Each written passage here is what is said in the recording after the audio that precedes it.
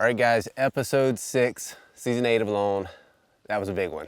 I'm gonna do a quick recap here and then, oh, there's a coon right there. There's a dead-laying raccoon on the hillside out here behind my house. Anyway, I'm gonna do a quick recap here and then I'm kind of in a rush. I gotta take off. I'm driving to Montana, gonna pick up Nate Weber from the airport, and then we're headed to meet up with Jordan Jonas and his brother. We're gonna go check out some of what Jordan's doing in the backcountry with some of his survival classes. Stay tuned for that. So anyway, episode 6, I got a deer. And in that, that was pretty emotional for me, being able to get that deer because,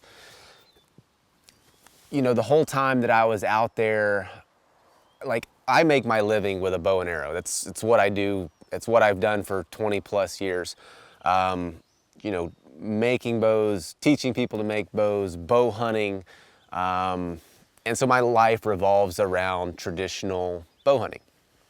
And when I was out there at my site, you know, looking around, I was just not seeing very much of anything that got me super excited about the prospects of killing a deer. I finally, as we saw in episode 5, I finally found some fresh sign, and I made the comment like, you know, there's 3 deer that live here, maybe even 2 deer.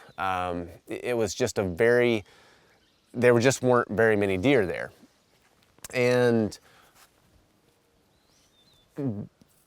being able to kill a deer with a traditional bow, normally you need opportunity to mess up because you have to get so close to these animals and it's very difficult to get that close and not spook them. And so normally you need opportunities to get close and be able to make mistakes or have things just not work out, like the wind. You know, if you have the wind come through in the wrong direction, there's so many little things that have to line up perfectly for something like that to work that it normally doesn't work out on the first try like that. And so with seeing so little deer sign, I knew that I was not going to have very many opportunities. And I knew that one mistake could be one too many. And so when I came across that buck, it was late in the morning. And so normally when I still hunt, I'll still hunt early and late when those animals are up and actively feeding.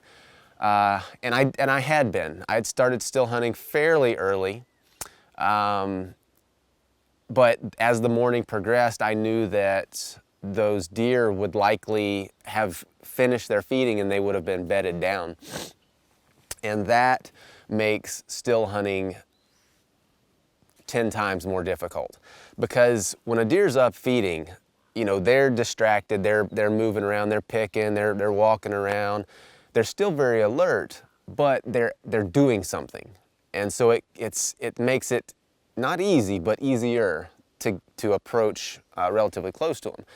But when a deer is bedded down, they have nothing else to do but watch for danger. And that's why deer's digestive systems, I'm gonna delve into some biology here, but that's why deer's digestive systems are the way that they are. That's why they ruminate. They spend maybe an hour out on this foraging bout where they just pick all this stuff. They swallow it and it goes into their rumen, and then they go back into a secure location. They bed down and watch for danger, and while they're doing that, they regurgitate that, chew their cud, and then swallow it. And so they can process that food at their leisure while they're in a pretty safe location. Anyway, I digress. When a deer is bedded down and you're trying to still hunt, their only focus is to watch out for danger. And so when I was still hunting, I actually bumped that buck out of his bed, but he didn't know what I was. And so when I bumped him, I stood stone still. And he was looking at me, but eventually he just came to the conclusion that I was not a threat, because I didn't move. I made sure not to make eye contact with him. And he eventually just went back to feeding. And when he went back to feeding, I actually grunted at him. And you may be able to hear that on the episode where I grunted at him. But he started actually feeding towards me, and he got to about 25 yards. He stopped with his head behind a tree, and I was able to make a good shot on him. I would like for him to have been closer, but I felt like that was, you saw the area that we were in, there just wasn't a lot of cover there. And so if I had let him get out from behind that tree with the hopes that he would come closer, there would have been no way that I could have drawn my bow. And so I took the shot, everything worked out. It was a very quick kill. I actually heard the buck go down. And so he went down within probably 60 or 70 yards, and he was dead within within 10 seconds. You know, I heard him crash. But when I found that deer, I'm working on a book about my experience out there. I just want to read the part about where I found that deer to you. Bear with me here. The feelings I experienced at that moment can't be conveyed on paper. I don't think anyone can truly understand unless they've experienced something similar. For weeks, I'd lived on roots, some old fireweed leaf greens, soggy mushrooms, a single grouse, and a few pieces of smoked fish. I hadn't caught a fish in over a week, and my supply was dwindling. I was down to my last 2 pieces. It might best be described as living paycheck to paycheck. Then, having lost your job, wondering where you're going to scrape up enough money for food and rent. That's the kind of stress I was under those last few days as the fishing turned off and my food ran out. Now imagine you're down to your last few dollars. You decide, what the hell, and gamble them on a scratch-off ticket, and you hit big. Imagine how you'd feel as you look down at that ticket in your hand. Imagine the relief as you see the miracle that will keep you and your family fed and sheltered for months. Imagine those things, and you can begin to get an idea of how I felt as I looked down at that beautiful, fat, young buck laying in the grass on that clear October morning. This meant security to me. I didn't have to worry about where my next meal was coming from. At that moment, that deer was everything to me. It was as if the weight of the world was lifted off my shoulders. In my line of work, it's common to run into people who feel that hunting is a barbaric, antiquated practice done for bloodlust or thrills. They say it's unnecessary and cruel. They love the thought of wildlife, so I can't hold those feelings against them.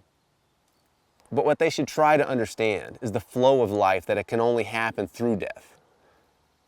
The flame that animates us is only ours for a little while. We carry it for a while before passing it on. Death is inevitable, and in that way, beautiful. So then I go off into some philosophical ramblings, but then there's one other paragraph that I want to read to you. The flame that this little buck carried is now passed on to me, just as mine someday will pass on to some other forms of life. But for now, at this moment, I am so incredibly thankful. I feel indebted to this animal. Later, I will wonder how many anti-hunters have ever felt indebted to their leather shoes or their fast food burgers. All right, guys, I've got to get on the road. I'm going to talk more in depth about the hunt in a future video, but right now I've got to get on the road, get over to Missoula to pick up Nate and meet up with Jordan. So stay tuned. I'm sure we're going to have some videos coming out where I'm chit-chatting with those guys and talking about some stories from the backcountry. So one other thing that I want to mention, I am working on this book. I'm not sure when it's going to be done and published, but if you want to get notified when it's available, you can go to my website, twistedstave.com, and sign up for the mailing list. If you just scroll down to the bottom of the homepage, there's a little sign up thing there for the mailing list, and I'll shoot you guys an email when it's ready. And then also we have t-shirts. This one says Woodsmanship. We've got another one that has the CH logo. There's another one that says Build Bows, Be Happy. Some of them are actually on YouTube here, and then we're slowly getting them up on the website. But either YouTube, the YouTube shop, or the website, you can find either one of them, or all of them. Anyway, see you next time.